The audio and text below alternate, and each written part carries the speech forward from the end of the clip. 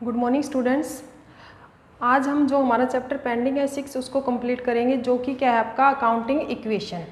तो इसमें देखो जो 10th नंबर इलस्ट्रेशन है उसके अंदर आपका क्या बोल रखा है कि जो टोटल 10th नंबर है, जो टोटल एसेट्स हैं आपकी वो बोल रखी हैं कितनी है यहाँ ₹2 लाख।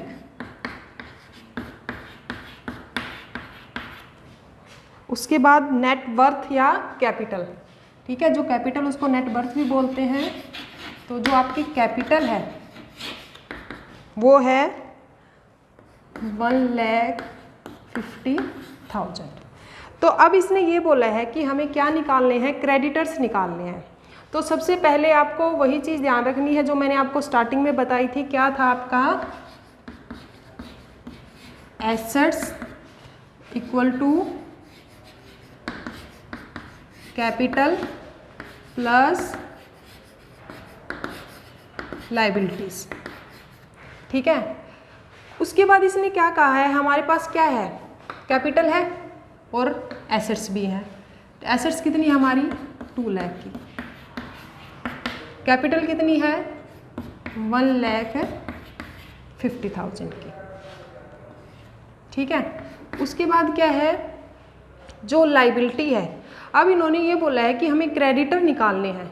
तो जो क्रेडिटर हैं, क्रेडिटर किसके अंदर इंक्लूड होते हैं आपके लायबिलिटी। लायबिलिटी का मतलब मैंने पहले भी आपको बताया था कि लायबिलिटी का मतलब है कि किसी तरह का आपके ऊपर बर्डन, कि अगर आपने किसी से पैसे ले रखे हैं या बैंक से लोन ले रखा है तो वो आपको क्या है पे करना पड़ेगा। तो ये आपकी क्या है लायबिलिटी है। जैसे मैंने अगर आपसे रुपए ले रखे हैं तो ये मेरी लायबिलिटी बन गई कि अब मुझे आपको क्या है वो देने पड़ेंगे। तो जो क्रेडिटर होते हैं, क्रेडिटर क्या होते हैं, क्रेडिटर जैसे कि मैं कहूँ आपको कि आपने क्या किया है, मुझसे कोई गुड्स ली है, ठीक है, क्रेडिट पे उधार पे लिया आपने।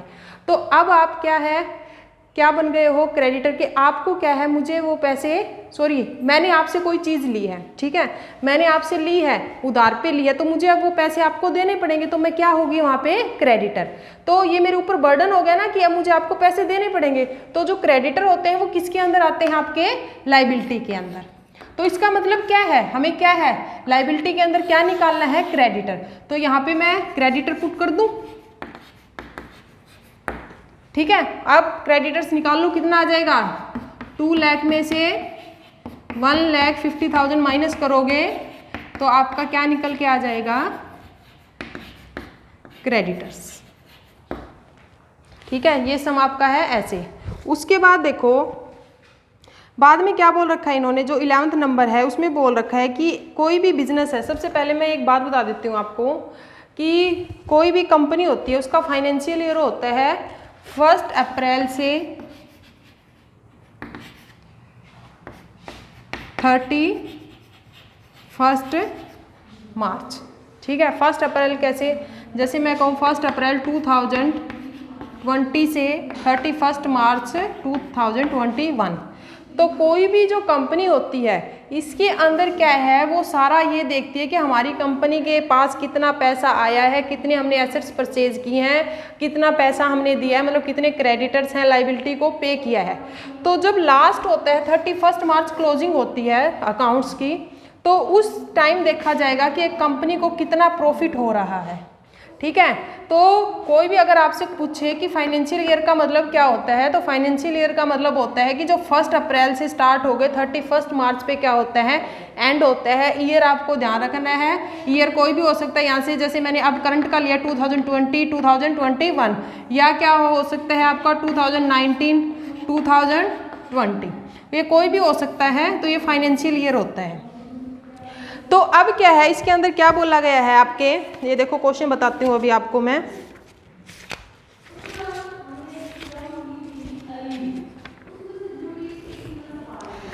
ये बोला गया है कि एक बिजनेस स्टार्ट किया गया 1 अप्रैल 2011 को। 1 अप्रैल 11th नंबर है ये 2011 को। तो इसमें क्या था कि उस टाइम जो कैपिटल थी, कैपिटल कितनी है,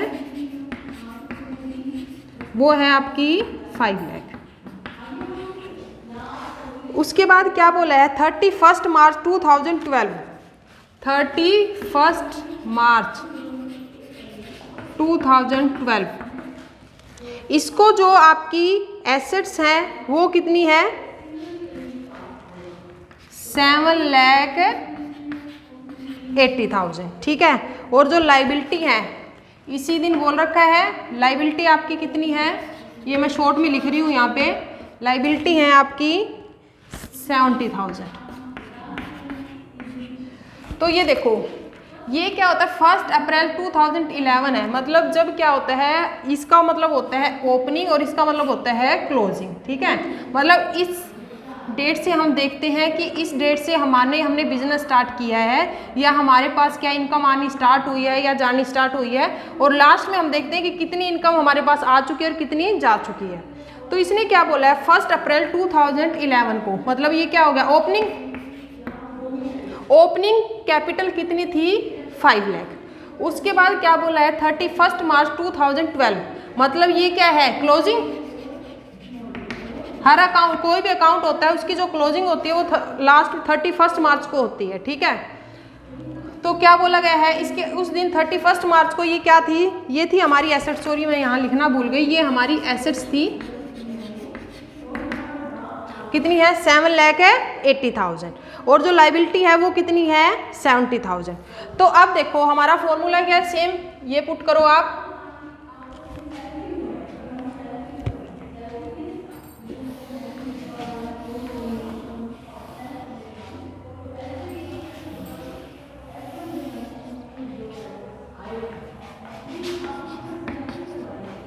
एसेट्स कितनी थी हमारी 7,80,000, ठीक है। उसके बाद जो लाइबिलिटी है वो कितनी है, यहाँ पे मतलब कैपिटल है हमारी, और जो लाइबिलिटी है वो कितनी है 70,000। ये चीज़ ध्यान रखना कि ये क्या दे रखी है इन्होंने, क्लोजिंग दे रखी है, तो आप यहाँ पे क्या वर्ड लिखोगे closing assets, closing liability, closing capital और क्लोजिंग लाइबिलिटीज, ठीक है। तो अब देखो क्लोजिंग एसेट 780 है, लाइबिलिटी कितनी है 70, तो क्लोजिंग कैपिटल कितनी निकल के आएगी, क्लोजिंग कैपिटल आपकी आएगी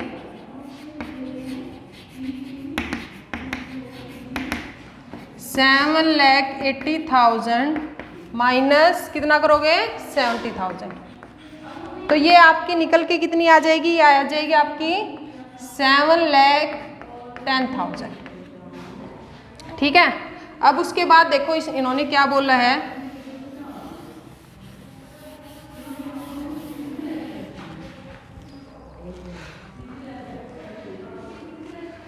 इन्होंने बोला है कि जो प्रॉफिट, इस क्वेश्चन के अंदर हमें प्रॉफिट निकालना है, तो प्रॉफिट कैसे निकालोगे। देखो बच्चों ओपनिंग कैपिटल आपकी कितनी गिवन थी, क्वेश्चन में थी ना ओपनिंग कैपिटल, ओपनिंग कैपिटल आपकी कितनी थी 5 लाख,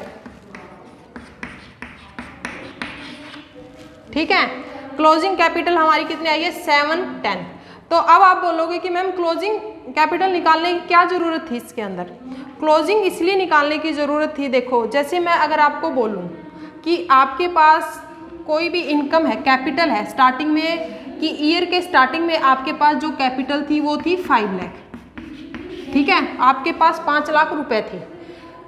ईयर के लास्ट में क्या है आपके पास कितने बचे, जैसे मैं कहूँ या 1 जनवरी को आपके पास कितने थे 5 लाख रुपए थे, आप कोई बिजनेस स्टार्ट कर रहे थे, बिजनेस चला रहे थे।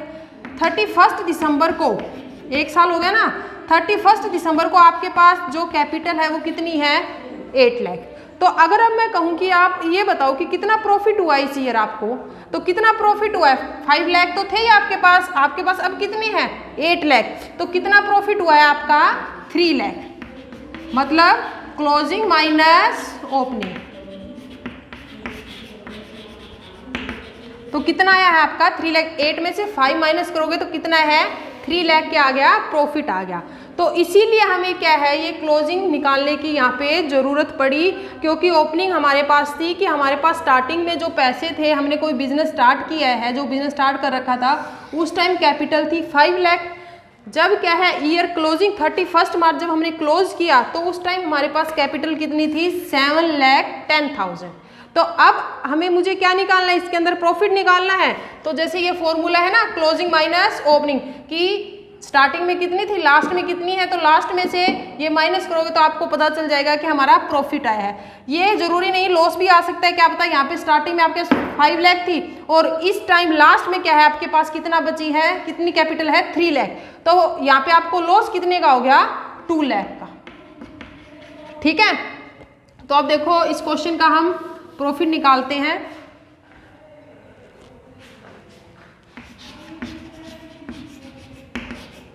प्रॉफिट निकाल लो आप, कितना है हमारी क्लोजिंग कितनी आई है, क्लोजिंग फॉर्मूला लगाओ यहाँ पे, closing capital minus opening capital. तो कितनी है क्लोजिंग 7,10,000, इसमें से माइनस क्या किया, ओपनिंग कैपिटल कितनी है 5 लाख, तो प्रॉफिट कितना निकल के आएगा 210। देखो दोबारा बता देती हूँ, क्लोजिंग कैपिटल की नीड हमें इसलिए पड़ी इस क्वेश्चन में निकालने के लिए कि हमारे पास ओपनिंग तो थी, अब हमें ये तो पता था कि हमने बिजनेस स्टार्ट किया तब मेरे पास कैपिटल इतनी थी 5 लाख, बट मैंने 1 साल बिजनेस किया है, तो अब मुझे पता होना चाहिए कि मेरी कंपनी है या मेरे बिजनेस ने कितना प्रॉफिट अर्न किया है, तो इसलिए मुझे क्या है क्लोजिंग निकालने की जरूरत पड़ी। यहाँ पे क्लोजिंग किसकी हेल्प से निकाल ले, अपने एसेट्स और लायबिलिटी, क्योंकि ये क्या है 31 मार्च की दे रखी थी। 31 मार्च को मैंने आपको बताया है कि क्लोजिंग होता है किसी भी अकाउंट्स का, तो क्लोजिंग यहाँ से निकल के आ गई। प्रॉफिट क्या है, क्लोजिंग माइनस ओपनिंग की, स्टार्टिंग में 5 लाख थे, अब लास्ट में क्या है 1 साल के बाद मेरे पास कितने हैं 7,10,000, तो 710 में से वो माइनस किया तो ये आपका क्या निकल के आ गया प्रॉफिट। तो अब क्वेश्चन नंबर 12 है, ये आपको क्या है कुछ सॉल्व करके देखना है, इसके अंदर कोई प्रॉब्लम आए तो आप पूछ लेना, अदरवाइज ऐसा ही क्वेश्चन है ये आप खुद करोगे। उसके बाद देखो नेक्स्ट,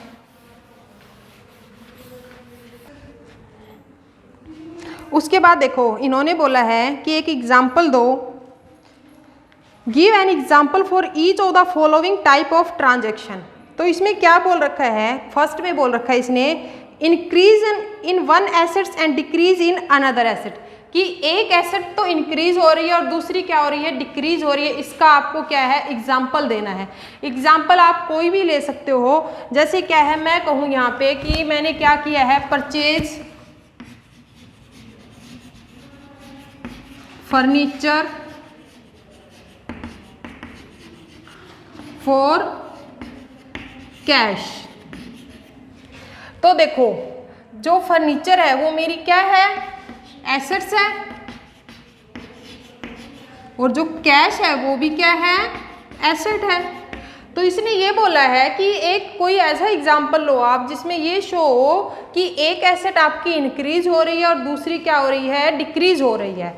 तो देखो एसेट्स का मीनिंग एक बार मैं दोबारा बता देती हूँ, वैसे हर वीडियो में आपको बता देती हूँ। एसेट्स का मतलब होता है कि कोई भी ऐसी चीज़ जिसका यूज़ आप क्या करते हो फ्यूचर के लिए करते हो, ठीक है। फ्यूचर में जैसे आपने कोई फर्नीचर लिया है उसका यूज़ आप किस लिए अब भी कर रहे हो और फर्नीचर फ्यूचर में भी करोगे, ठीक है। या एसेट्स का मतलब क्या होता है, या सॉरी ये चीज़ और ले लो, जैसे कैश है, कैश भी आपकी क्या होती है एसेट्स होती है, क्योंकि जो आपके पास अब कैश अवेलेबल है उसका यूज आप कब करोगे फ्यूचर में करोगे। और एक चीज़ और एसेट्स के अंदर वो चीज़ भी इंक्लूड होती है जिसका यूज हम क्या है किसी चीज़ का प्रोडक्शन, किसी भी चीज़ को वो प्रोड्यूस करने के लिए करते हैं। जैसे क्या है आप लगाओ मशीन, मशीन का यूज आप किस लिए करते हो, कोई भी रॉ मटेरियल से कोई भी फिनिश गुड्स बनाते हो, जब कच्चे माल से जब कोई भी गुड्स बन के रेडी होती है तो किसका यूज़ करते हैं मशीन का। तो एसेट्स का मतलब क्या हो गया कि जिसका यूज़ क्या है हम किसी अदर गुड्स को प्रोड्यूस करने में भी करते हैं और जिसका यूज़ या जिसका बेनिफिट हमें क्या है फ्यूचर में भी मिलता है। तो मैंने यहाँ पे एग्जांपल लिया है कि फर्नीचर परचेज किया कैश के लिए, तो फर्नीचर मैंने परचेज किया है तो क्या है ये बोला था ना कि एक एसेट्स तो क्या हो आपकी इंक्रीज हो, और सेकंड क्या है सेकंड एसेट्स क्या हो आपकी डिक्रीज हो। तो देखो मैंने फर्नीचर परचेज किया है, फर्नीचर मेरे पास आया है तो मेरा इंक्रीज क्या हो गया, फर्नीचर इंक्रीज हो गया। कॉमन सी बात है, आपके घर फर्नीचर नहीं था, आपने फर्नीचर परचेज किया तो आपके घर क्या है ये एसेट्स क्या हो गई इंक्रीज हो गई। बट क्या है कैश में परचेज किया है आपने, फर्नीचर तो परचेज किया है उसके बदले में क्या दे दिया आपने कैश दे दिया, पैसे दिए हैं, तो पैसे मेरे पास जितने भी थे, मैं कहूँ कि मेरे पास 20,000 रुपये थे, वो क्या हो गया मेरे पास से गए क्योंकि मैंने फर्नीचर परचेज किया, तो ये मेरी एसेट्स क्या हो गई है, डिक्रीज हो गई है। ठीक है ना। तो आई थिंक एग्जाम्पल आपको क्लियर हो गया होगा, इसमें मेरी एसेट इंक्रीज हुई है, यहाँ पे क्या है डिक्रीज। अब कोई भी एग्जाम्पल ले सकते हो, यहाँ पे मशीन परचेज की है, ये ले सकते हो आप, कोई भी अपनी मर्जी से एग्जाम्पल ले सकते हो, ये मैंने जस्ट ऐसे लिया है आपको, आपके लिए। उसके बाद क्या है, सेकंड बोला है इसने, increase in assets and increase in liability, कि एसेट्स भी इंक्रीज हो और लाइबिलिटी भी इंक्रीज हो। ठीक है। तो अब अगर मैं कहूँ कि सेम यही चीज़ लेके चलते हैं हम, परचेज, ये फर्स्ट एग्जांपल ले लो, ये है second, purchase furniture for cash. यहाँ पे मैंने क्या किया, परचेज फर्नीचर फॉर क्रेडिट, कि जो फर्नीचर है वो मैंने किस पे लिया है, उधार पे लिया है, उसमें कैश नहीं दिया उसका।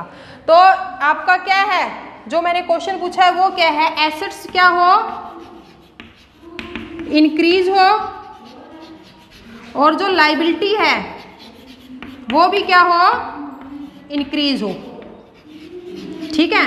तो एसेट्स तो कॉमन सी है, फर्नीचर परचेज किया है तो आपके एसेट्स क्या इंक्रीज हो रही है, फर्नीचर। उसके बाद क्या है, इससे क्या हुआ, हमारी जो लाइबिलिटी है वो भी क्या हो रही है, इंक्रीज हो रही है, क्योंकि आपने उधार पे पैसा लिया है तो आप क्या बन गए हो, क्रेडिटर, क्योंकि आपको वो पैसा देना पड़ेगा।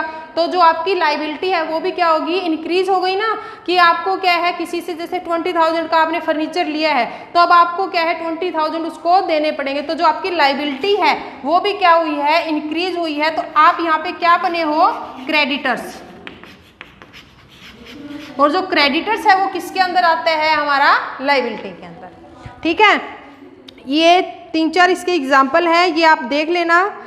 थर्ड और बता देती हूँ, बोल रहा है increase in assets and increase in owner capital. कहने का मतलब क्या है कि एसेट्स भी इंक्रीज हो और जो ओनर की क्या बोला है, increase in owner capital, capital भी क्या हो, इंक्रीज हो। इंक्रीज कैसे, जैसे मैंने कहा कि मैंने बिजनेस स्टार्ट किया कैश के साथ। ठीक है। यहाँ पे लिखो आप,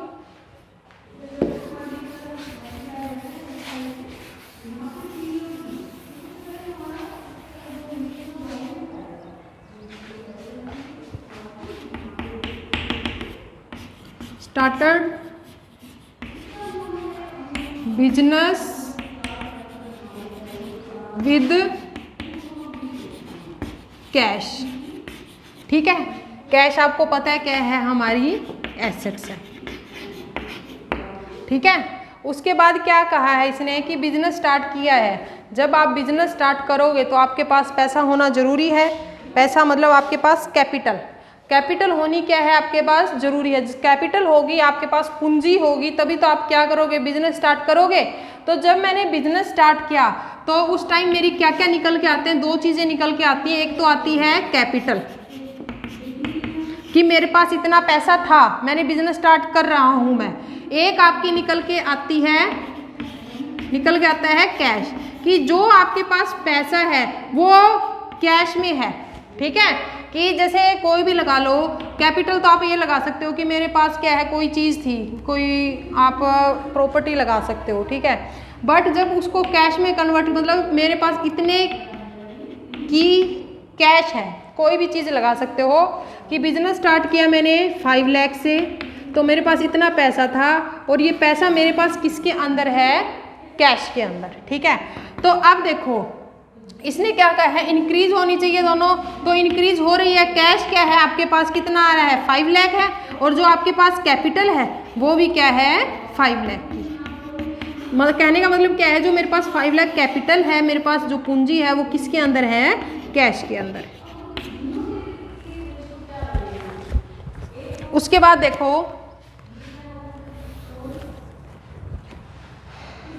ये अब 4th और 5th आप करोगे इसका जो एग्जाम्पल है। उसके बाद मैं अब जो लास्ट पॉइंट है इस चैप्टर का वो बताती हूँ, डेबिट और क्रेडिट। ठीक है।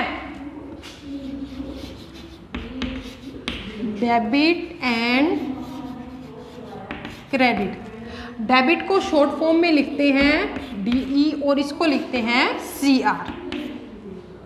ठीक है, कोई भी फॉर्मेट होता है हमारा, हमेशा अकाउंट्स के अंदर ऐसे फॉर्मेट बनता है T शेप में। तो जो इस साइड होता है इसको बोलते हैं डेबिट, और जो ये साइड होती है हमारी इसको बोलते हैं क्रेडिट। मतलब लेफ्ट साइड डेबिट और राइट साइड क्या होता है, क्रेडिट। तो अब आपको ये पता होना चाहिए कि डेबिट साइड कौन से आइटम आते हैं और क्रेडिट साइड कौन से आइटम आते हैं। तो देखो, सबसे पहले हम लेके चलते हैं यहाँ पे एसेट्स। ठीक है, जब आपकी कोई भी एसेट्स क्या होगी, इंक्रीज होगी। ठीक है, कोई भी एसेट्स इंक्रीज होगी, एरो का साइन लगाया है मैंने कि ऊपर की तरफ जब भी कोई एसेट्स आपकी इंक्रीज होगी, कुछ भी लगा सकते हो एसेट्स के अंदर, फर्नीचर, मशीन, कैश, बैंक,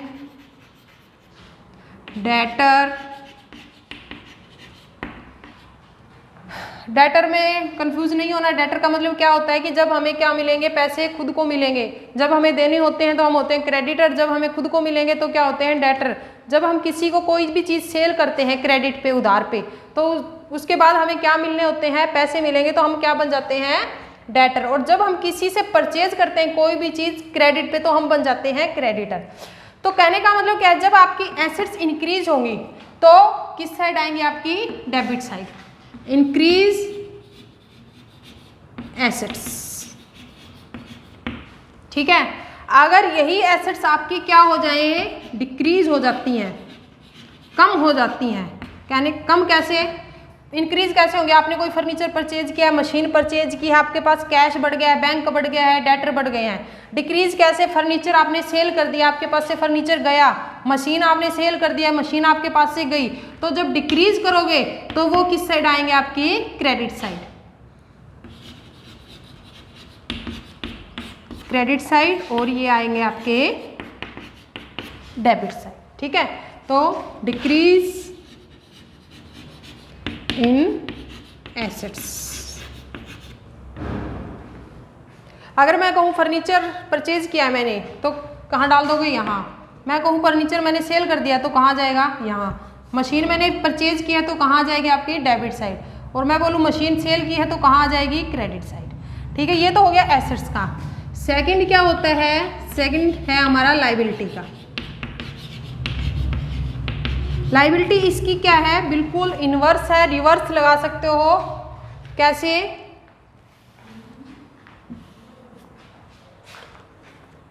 अगर लाइबिलिटी इंक्रीज हो जाती है, लाइबिलिटी हमारी इंक्रीज होगी तो वो किस साइड आएगी, वो आएगी क्रेडिट साइड।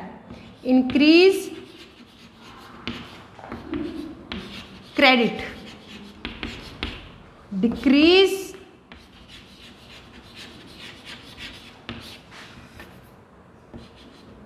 डेबिट। लाइबिलिटी क्या क्या हो सकती है आपकी, क्रेडिटर हो गए जिनको आपको पे करना होता है, बैंक लोन हो गया, वो भी आपको क्या है, पे करना पड़ेगा, आपके ऊपर क्या है, बर्डन है। ठीक है, अगर मैं कहूँ क्रेडिटर मेरे बढ़ जाते हैं कि पहले मुझे किसी को 40,000 रुपये देने थे, अब मुझे कितने देने, 80,000, तो मेरे क्रेडिटर क्या हो गए, इंक्रीज हो गए। तो इंक्रीज हो जाएंगे तो कहाँ लिखोगे, यहाँ पे, इंक्रीज इन लाइबिलिटी। और इस साइड क्या होगा, डिक्रीज। डिक्रीज में कैसे होगा, जैसे मैं बोलूँ कि मुझे किसी को 40,000 रुपये देने थे, मैंने उसको दे दिए, तो मेरे क्रेडिटर क्या हो गया, मुझे उसको कुछ नहीं देना, तो मेरे क्रेडिटर क्या हो गए, डिक्रीज हो गए। तो किस साइड लिख देंगे हम, इस साइड लिख देंगे। ठीक है, ये हो गया हमारा एसेट्स और लाइबिलिटी का। उसके बाद देखो, ये फर्स्ट